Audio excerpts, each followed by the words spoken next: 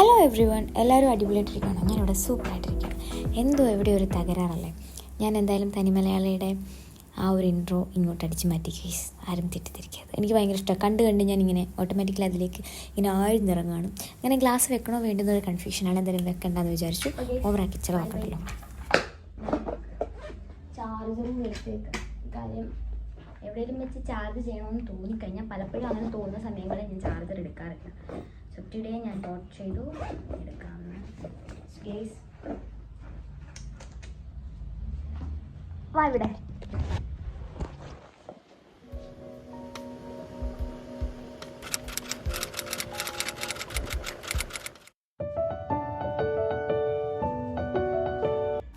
അങ്ങനെ ബസ്സിൽ കയറിയപ്പോൾ തന്നെ നല്ല പാട്ടൊക്കെ ഇട്ട് നല്ല രസമായിട്ടിരുന്നു. അപ്പോൾ തസ്നിയുടെ കടയിൽ തസ്നിയുടെ കസിൻ ബ്രദറിൻ്റെ കുഞ്ഞുണ്ടായിരുന്നു, മോൻ. അപ്പോൾ അവന് നമ്മളൊരു ഐസ്ക്രീം വാങ്ങിക്കാൻ വേണ്ടി ഞാനും തസ്നയും കൂടെ എവിടെ പോയി, കടയിൽ പോയി ഒരു കിവീൻ്റെ ഒരു ചെറിയ കോൺ ഐസ്ക്രീം വാങ്ങിക്കൊണ്ട് വന്നു. ഞാനിപ്പോൾ ഉള്ളത് തസ്നിയുടെ സ്കൈഡി എന്ന് പറഞ്ഞാൽ കലൂരിലുള്ള ഒരു കടയിലാണ്. അവരുടെ തന്നെ കടയാണ്. അവർക്ക് 3 ബ്രാഞ്ച് ഉണ്ട്.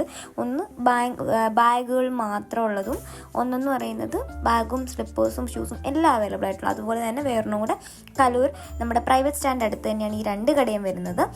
മീൻസ് ഒരു കട വരുന്നത് നമ്മുടെ ഗണപതി അമ്പലത്തിൻ്റെ അടുത്തും, ഒരു കട വരുന്നത് നമ്മുടെ പ്രൈവറ്റ് സ്റ്റാൻഡിൻ്റെ ഓപ്പോസിറ്റ് ആയിട്ടുമാണ്. ഓക്കെ, അപ്പം ഈ കടയുടെ കാര്യം പറയുകയാണെങ്കിൽ എൻ്റെ ഫ്രണ്ടിൻ്റെ കടയായതുകൊണ്ടോ അല്ല, ഞാനിതിന് പ്രൊമോഷൻ തരും ഒന്നും തന്നെയല്ല.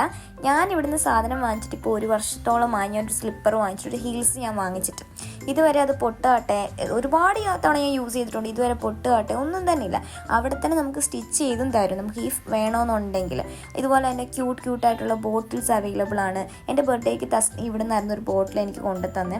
ഈ ബോട്ടിൽ എന്നൊക്കെ പറയുമ്പോൾ നമുക്ക് ഇങ്ങനത്തെ സ്ട്രോ ഇട്ട് കുടിക്കുന്ന ബോട്ടിലാകുമ്പോൾ തന്നെ നമുക്ക് കുറേ വെള്ളം നമുക്ക് കുടിക്കാൻ പറ്റും. മനസ്സിലായി? പഠിക്കുന്ന സമയത്തൊക്കെ അങ്ങനത്തെ ഒരുപാട് ക്യൂട്ടായിട്ടുള്ള ഐറ്റംസ് ഉണ്ട്. ഓഗീൻ്റെ ഷൂസ് ആയാലും ഒരുപാട് ബ്രാൻഡഡ് ആയിട്ടുള്ള ഷൂകളുണ്ട്, നൈക്ക്, അതുപോലെ ഒരുപാട് NB, ഒരുപാട് തരത്തിലുള്ള ഷൂസ് ഇവിടെ അവൈലബിൾ ആണ്.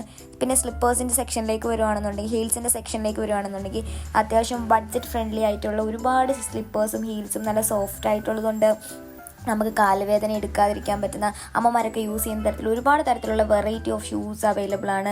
സ്ലിപ്പേഴ്സ് അവൈലബിൾ ആണ്. അമ്മമാർക്കുള്ള ഷൂസും സ്ലിപ്പേഴ്സും അവൈലബിൾ ആണ്. ക്രോക്സുകൾ അവൈലബിൾ ആണ്. പിന്നെ കുഞ്ഞു പിള്ളേർക്ക് ഇപ്പോൾ അളവൊന്നും കറക്റ്റായി വരുന്ന പ്രായമായിരിക്കില്ല, കൊച്ചു കുട്ടികൾക്ക്, അവർക്ക് വരെ കറക്റ്റ് അളവിനുള്ള നല്ല ക്യൂട്ടായിട്ടുള്ള നല്ല രസമാണ്. ഈ ബൂട്ട്സ് പോലത്തെ സംഭവങ്ങളൊക്കെ അവർക്ക് ഇട്ട് കഴിയുമ്പോൾ നല്ല ഫ്രോക്കിൻ്റെ കൂടെ ഇട്ടാൽ നല്ലതാണ്. പിന്നെ ഇവന്ന് പറയുമ്പോൾ ഐസ്ക്രീം ഞങ്ങൾ അകത്തോട്ട് ഞാൻ ഇത്രയും വീഡിയോ എടുത്ത് തിരിച്ച് വന്നപ്പോഴത്തേന് ഐസ്ക്രീം കഴിഞ്ഞു. ആൻഡ് ഞങ്ങൾ പിന്നെ കലൂരാണ് പോയത്. ഇതാണ് കലൂർ പ്രൈവറ്റ് സ്റ്റാൻഡ്. ഇതിന് ഓപ്പോസിറ്റ്, ഇതിൻ്റെ പുറം സൈഡിൽ തന്നെയാണ് വേറെ പപ്പൻ്റെ കട എന്ന് പറയുന്നത്. സോ നമ്മൾ അവിടെ നേരെ വണ്ടി എടുത്തു. പോയ സമയങ്ങളിൽ ഞങ്ങൾ വിചാരിച്ചു നല്ല മഴയായിരിക്കുമെന്ന്. പക്ഷേ മഴ നമ്മളെ ചതിച്ചില്ല. നല്ലൊരു ഒരു മൂടാപ്പ് പോലത്തെ ഒരു അന്തരീക്ഷമായിരുന്നു. അതുകൊണ്ട് തന്നെ നമുക്ക് പോയി വരാൻ വലിയ ബുദ്ധിമുട്ടുകളൊന്നും ഉണ്ടായില്ല. പിന്നെ ഇങ്ങനെ പോയി ഞങ്ങൾ കുറേ കഥകളൊക്കെ പറഞ്ഞു. ഞങ്ങൾക്ക് മെയിൻലി ഒരു കാര്യം ഉണ്ടായിരുന്നുള്ളൂ, എക്സാം കഴിഞ്ഞിരിക്കുകയാണ്, കുറച്ചൊന്ന് പീസ് പിടിക്കണം എന്നുള്ള ഒറ്റ മൈൻഡ് സെറ്റിലാണ് നമ്മൾ സുഭാഷ് പാർക്ക് പിടിക്കാൻ വേണ്ടിയിട്ടുള്ള പോക്കാണ്. അങ്ങനെ കുറേ കഥകളും കാര്യങ്ങളൊക്കെ പറഞ്ഞ് ഞങ്ങൾ ഇങ്ങനെ നമ്മുടെ സുഭാഷ് പാർക്ക്, എനിക്ക് തോന്നുന്നു സൗത്തിലാണോ നോ കറക്റ്റായിട്ട് എനിക്കറിയില്ല. ഇത് ഉർവശി കടയുടെ പ്രത്യേകത എന്ന് വെച്ചാൽ എല്ലാ സാധനങ്ങളും നമുക്ക് പെൺപിള്ളേർക്ക് വേണ്ടി എല്ലാ സാധനങ്ങളും അവിടെ കിട്ടും, സൂപ്പർ ബഡ്ജറ്റ് ഫ്രണ്ട്ലി ആയിട്ടുള്ള പ്രൈസിൽ. ഞങ്ങൾ നേരെ ബസ് ഇറങ്ങിയിട്ട് നമ്മുടെ ഇത് ഇവിടെ വരുന്ന വെച്ചാൽ മഹാരാജാസ് കോളേജിൻ്റെയൊക്കെ ആ ഒരു സൈഡാണ്, എനിക്കറിയില്ല സ്ഥലം കറക്റ്റായിട്ട്. എനിവേ ഞങ്ങൾ പെയ്യെ നടന്ന് നമ്മുടെ സുഭാഷ് പാർക്കിൻ്റെ ഫ്രണ്ടിൽ എത്തിയിട്ടുണ്ട്. നിങ്ങൾക്ക് ബോർഡ് കാണാൻ പറ്റുന്നുണ്ടല്ലോ അല്ലേ? എനിക്ക് കൂടുതലും പുറത്ത് പോയി കഴിയുമ്പോഴത്തേന് ഫ്രണ്ട് ക്യാമറ വെച്ചിട്ട് എൻ്റെ ഫേസ് കാണിച്ച് സംസാരിക്കാൻ എനിക്ക് ഭയങ്കര ബുദ്ധിമുട്ടാണ്. വേറൊന്നും കൊണ്ടല്ല, ആൾക്കാരെന്നെ ശ്രദ്ധിക്കുന്നത് എനിക്ക് ഭയങ്കര ബുദ്ധിമുട്ടാണ്. പ്രത്യേകിച്ച് ക്യാമറ കൊണ്ടിറങ്ങും എന്നുവെച്ചാൽ ചിരിക്കും ആളുകൾ. ചിരിക്കാന്ന് പറയുമ്പോൾ നമുക്കൊരു കൂടുതൽ നമ്മളിതിലേക്ക് അങ്ങ് എത്തിപ്പെട്ട് കഴിഞ്ഞാൽ നമുക്ക് പിന്നെ ആ ഒരു ചമ്മലുണ്ടാവില്ലല്ലോ. പക്ഷെ എനിക്ക് ആ തുടക്കത്തിൻ്റെ ഓരോരോ ചമ്മലും കാര്യങ്ങളും എനിക്കുണ്ട്. ഇനി നമ്മൾ സുഭാഷ് പാർക്കിലെത്തി. അപ്പോഴാണ് ഞാനെന്ന് പറഞ്ഞ ഒരിക്കലും ഒരു ഐസ്ക്രീം പ്രേമിയല്ല. അതുകൊണ്ട് തന്നെ എനിക്ക് എവിടെ പോയാലും ഞാൻ ഈ കപ്പലണ്ടിയൊക്കെയാണ് വാങ്ങിച്ച് കഴിക്കാറ്. അത് വേറെ ഒന്നും കൊണ്ട് എനിക്ക് ഭയങ്കര ഇഷ്ടമാണ് കപ്പലണ്ടി കഴിക്കുന്നത്. പക്ഷെ എനിക്ക് പീനട്ട് ബട്ടർ ഇഷ്ടമല്ല. എനിവേ തസ്നി ഒരു ചോക്ലേറ്റ് ഐസ്ക്രീം പ്രാന്തി ആയതുകൊണ്ട് തന്നെ അവൾ എന്ത് ചെയ്തു, ഒരു വാനിലയാണോ ബട്ടർ സ്കോച്ച് ആണെന്ന് തോന്നുന്നു, അതിൻ്റെ ഒരു ഫ്ലേവറിലുള്ള ഒരു കോൺ ഐസ്ക്രീമും വാങ്ങിച്ചു. എനിവേ തസ്നി ഐസ്ക്രീമും ഞാൻ കപ്പലണ്ടിയും കഴിച്ച് ഞങ്ങൾ നേരെ സുഭാഷ് പാർക്കിൽ എൻട്രി ചെയ്തു. പിന്നെ വേറെ എന്ന് പറഞ്ഞു കഴിഞ്ഞാൽ സുഭാഷ് പാർക്കിൽ നമുക്ക് വരുന്നതിന് പ്രൈസും കാര്യങ്ങളും ഒന്നുമില്ല കേട്ടോ. ജസ്റ്റ് നമുക്ക് വന്ന് ഒന്ന് ഈ റൈഡിലൊക്കെ കയറണമെങ്കിൽ മേ ബി എനിക്ക് തോന്നുന്നു ഈ സ്ലൈഡിങ്ങിലൊക്കെ കയറണമെങ്കിൽ പൈസ കൊടുക്കണമെന്ന് തോന്നുന്നു. എനിക്ക് അതിനെപ്പറ്റി കാര്യമായിട്ട് അറിയില്ല. പക്ഷെ നമുക്ക് അവിടെ പോയി ചില്ലൗട്ടായിട്ട് ഇരിക്കാനുള്ള ഒരു സ്പേസും കാര്യങ്ങളുണ്ട്. 6-8 മണി വരെ എന്തോ ആണ് എൻ്റെ ആ ഒരു വർക്കിംഗ് ടൈം എന്ന് പറയുന്നത്. പിന്നെ ഞങ്ങളിപ്പോൾ ഇങ്ങനെ വന്നിരുന്നു. ദാറ്റ് ഈസ് തസ്നീഫൈ യൂട്യൂബ് ചാനലിൽ ഇതിൻ്റെ സെക്കൻഡ് പാർട്ട് ഞങ്ങൾ അപ്ലോഡ് ചെയ്യുന്നതായിരിക്കും. സോ എല്ലാവരും please visit okay her channel. അവൾ ഷോർട്സ് ഇടുകയാണ് ഇതെല്ലാം. ഞാൻ അപ്പോഴത്തേനും ഫുൾ വീഡിയോ ഇടും. ഇനി ഫുഡ് കഴിക്കാൻ പോകുന്നത് ഞാൻ ഷോർട്സ് ഇടും, അവൾ ഫുൾ വീഡിയോ ഇടും. എനിവേ ഗൈസ് നമ്മളിവിടെ എത്തിക്കഴിഞ്ഞിരിക്കുന്നു. നമുക്കിനി കുറച്ച് സമാധാനം പിടിക്കാം. പട്ടി ഉണ്ടെന്ന് തോന്നുന്നു. ആ വഴി പോയാൽ പട്ടി അടിക്കും. അതുകൊണ്ട് ഇപ്പോൾ വഴി പോകാം. ഇതിലേക്ക്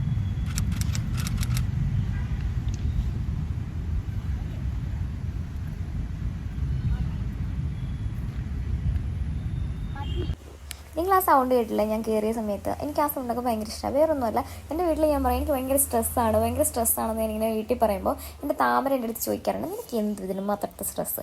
വേറൊന്നുമല്ല, മറ്റുള്ളവരുടെ പ്രശ്നം എൻ്റെ പ്രശ്നമായിട്ടും ആരെങ്കിലും നല്ലതോ ചീത്തയോ എന്ന് പറയുന്ന കേൾക്കാതെ പെട്ടെന്ന് കയറി റിയാക്ട് ചെയ്യുന്ന ഒരു വൃത്തികെട്ട സ്വഭാവത്തിനുടമയാണ് ഞാൻ. എനിക്കത് നല്ല സ്വഭാവമായിട്ട് ഇതുവരെ തോന്നിയില്ല. പക്ഷേ ഞാൻ അങ്ങനെ ആയിപ്പോയി. ഞാൻ ഇപ്പോൾ മാക്സിമം ശ്രമിക്കാറുണ്ട് ആരുടെയും കാര്യത്തിൽ ഇടപെടാണ്ട് സ്വന്തം കാര്യം നോക്കി നടക്കുക എന്നുള്ളൊരു തീമിലാണ് ഞാൻ പോകുന്നത്. പക്ഷേ എന്തായാലും എന്നെ എന്തൊക്കെയോ ഫാക്ടർ അതിലേക്ക് ഇങ്ങനെ എടുത്തിടും. അപ്പം ഞാൻ കൂടുതലും ഇങ്ങനത്തെ ഉള്ള ആ ഒരു ടൈം പീരീഡാണ് ഞാൻ എപ്പോഴും ഒന്നും മൈൻഡ് ചെയ്യാണ്ട് ഇങ്ങനൊരു സമയത്തിന് വേണ്ടി ഞാൻ എപ്പോഴും ആഗ്രഹിക്കാറുണ്ട്, ഞാൻ കണ്ടെത്താറുമുണ്ട്. ആൻഡ് ഈ ഒരു സൗണ്ടൊക്കെ നിങ്ങൾ കേട്ടില്ലേ? എന്തായാലും നമ്മൾ പീസൊക്കെ പിടിക്കാൻ പോയതല്ലേ, അപ്പം പിന്നെ ഒരു പാട്ടില്ലാതെ എന്ത് പീസ് ഞങ്ങൾ വിചാരിച്ചു. നമ്മൾ പാട്ട് കേൾക്കാമെന്ന് കരുതി എയർപോർട്ടൊക്കെ എടുത്ത് വെച്ചപ്പോഴാണ് പിന്നെ ഞങ്ങൾ ചിന്തിച്ചത് എന്തിനാ വെറുതെ എയർപോർട്ടിൻ്റെ ചാർജ് തീർക്കുന്നത്, നമുക്ക് കാര്യമൊക്കെ പറഞ്ഞിരിക്കാമെന്ന് വിചാരിച്ചു. അതിൻ്റെ ഇടയ്ക്ക് പോസ്റ്റ് ചെയ്യാനുള്ള ഫോട്ടോസ് എഡിറ്റ് ചെയ്തത് നമ്മൾ മെയിനാണല്ലോ. ഇൻസ്റ്റാഗ്രാമിലുള്ള ഫാമിലി അല്ലെങ്കിൽ മറ്റുള്ളവരെ നമ്മൾ എന്ത് ചെയ്യാനും അറിയിക്കുക എന്നുള്ളൊരു സംഭവം നമ്മുടെ എല്ലാവരുടെ ഉള്ളിലുള്ളത് കൊണ്ട് തന്നെ അതിനുള്ളിലുണ്ട് കേട്ടോ. ഞാൻ എൻ്റെ ഉള്ളിലുള്ള കാര്യങ്ങളെല്ലാം മറ്റുള്ളവരെ അറിയിക്കുക എന്നുള്ളത് എൻ്റെ ഒരു സ്വഭാവമാണ്. സോ എൻ്റെ കൂട്ടുകാർക്കും അങ്ങനത്തെ സ്വഭാവം തന്നെയാണ്. അതുകൊണ്ട് ഞാൻ ഹാപ്പി.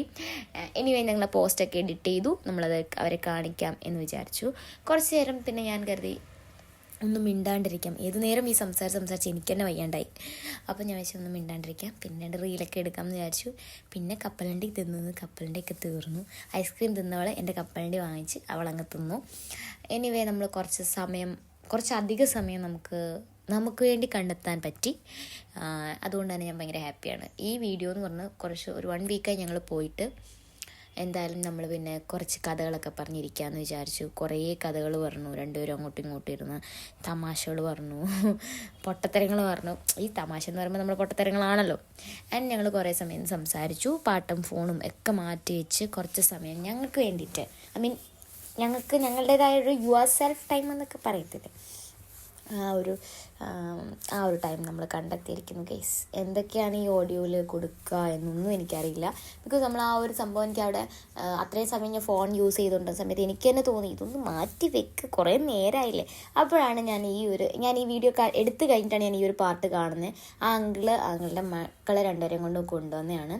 അപ്പോൾ ശരിക്കും ഫാമിലിയൊക്കെ നല്ല രീതിക്ക് മിസ് ചെയ്തു ഈ ഒരു വീഡിയോ കണ്ടതിന് ശേഷം. കാര്യം നമ്മളെപ്പോഴും നമ്മുടെ അച്ഛന്മാരായിരിക്കുമല്ലോ ഓൾമോസ്റ്റ് കുറേ സ്ഥലത്തൊക്കെ കൊണ്ടുപോയി നമ്മളെ ഓരോ കാര്യങ്ങളൊക്കെ കാണിച്ചു തരുന്നതും നമ്മൾ കാണാത്ത കാര്യങ്ങൾ പറഞ്ഞു തരുന്നതും ഒക്കെ.